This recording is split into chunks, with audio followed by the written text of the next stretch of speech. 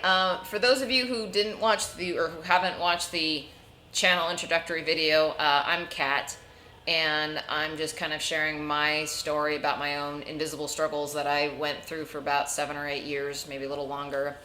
Gonna try to condense it because I filmed it earlier and I was rambling, so I'm gonna try to hit the high points. Um, I've always been one of those people where I've always been the giver. I would always go out of my way to help other people and always put out emotion and put out just kindness and caring to other people. And I always felt like I got taken advantage of. I felt that quite often people were like, "Oh, well, Kat will help," but I never got it back. It was never like, "Oh, we can help Kat." It was always, "Kat will help us." And that persisted through much of my early adulthood. I'm just turned 40. But I kept pushing it aside, be like, "Oh, it's okay, it'll come back, and it's fine. People need help, I'll help. I don't have a problem doing that." And I was married for a couple of years, and my husband decided that he wanted to go back to dating, and we got divorced about 10 years ago now. And that's when I hit the wall. I basically stopped caring about everything. On top of all that, I had become involved in watching politics and discussing politics, and I had done a lot of retail and call center work, and all that compounded onto the fact that I felt like no matter who or what I was involved with, it didn't matter because no one actually gave a crap about my existence, even though I was always giving a crap about everybody else's existence. So when my ex-husband and I got divorced, I quit. I would get up, I would go to work, I would come home, and that's it. I wouldn't meet new people, I wouldn't go anywhere, I wouldn't do anything. I basically became a hermit. And I stayed that way for about 7 years. And it got worse and worse. I would put on my mask.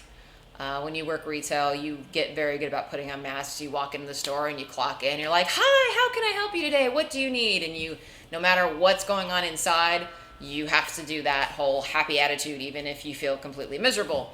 So I had done retail for many, many years at this point, and so I was able to put on that mask and walk through the world, even though I didn't feel like I actually interacted with anybody or actually made a difference or that anybody cared about me. But I could put on my mask and nobody thought anything was wrong. I would go joke with my friends and have a great time and come home feeling completely empty and uncared for.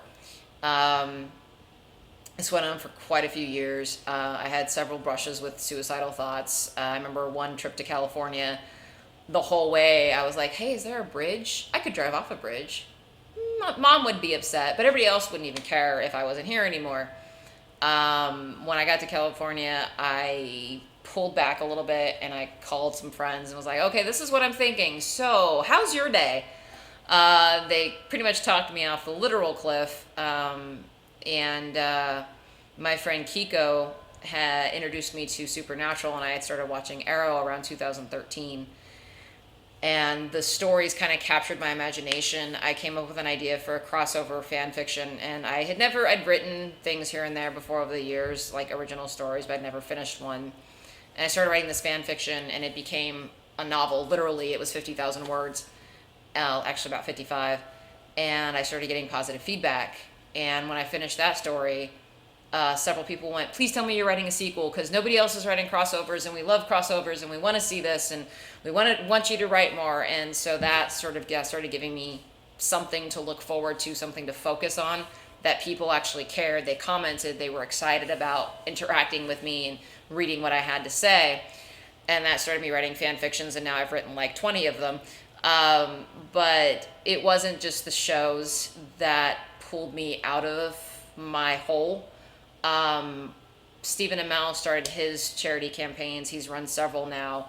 And then with Jared Padalecki running his most recent one, I saw how people who had very little quite often were willing to come up with this extra money to support something that they believed in, and how they would buy shirts for other people, and how having a center focus and basically a leader going, "Hey, let's all go do this," raised literally millions of dollars for all these various campaigns. And I started having a little bit more faith in humanity again, which kind of made me go, well, maybe this isn't so bad.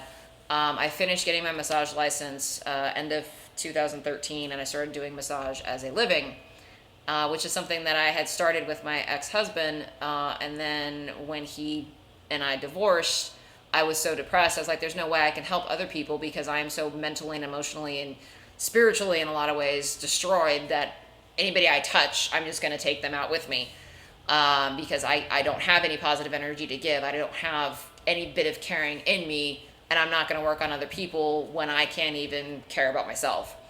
But when I started getting better, I finished up the massage license and started doing massage, and that's helped me a lot too because, well, one, it's a very stress-free job, and two, I'm helping people, but I'm doing it in a way where I'm not putting an emotional attachment on it.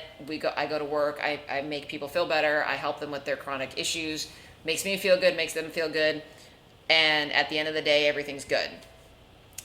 So what I kind of wanted to get across in this video is if you are in a situation where you feel you have no passion, because that was one of my big problems, is that I had no passion for anything, never knew what I wanted to do when I grew up, never had anything that interested me.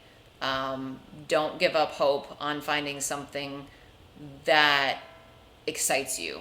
Don't give up hope that people aren't interested in you. It may take a while to find your group or find your niche or find your family, but once you do, it will be an amazing experience.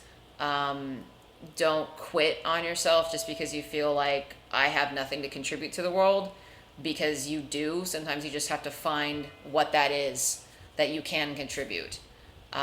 So basically, as Jared says, always keep fighting, but never stop looking for that spark that will help you find your inner self and inner drive and inner passion that you can do. Even if it's, I'm never going to make money as a writer. I've self-published 2 books, but I'm not going to be a millionaire writer, and that's fine.